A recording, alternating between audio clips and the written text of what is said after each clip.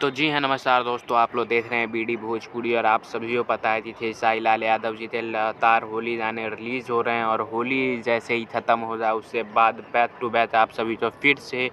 Album song देखने को मिलेंगे। जी हाँ, तो इसीलिए खेसारी लाल यादव होली का तो गाना आप सभी के बीच में आ ही रहा है, लेकिन उससे बाद जो एल्बम गाने आएंगे उसकी तैयारी में खेसारी लाल लग चुके हैं। जी हाँ,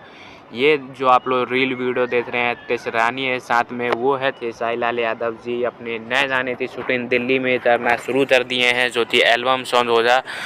और तेसरानी है, साथ में दिल्ली में एल्बम सॉन्ग शूटिंग में लग चुके हैं खेसारी लाल यादव। और जैसे ही होली ख़त्म हो जाए आप सभी के बीच में back to back album song release होना फिर से स्टार्ट हो जाएगा। तो आप सब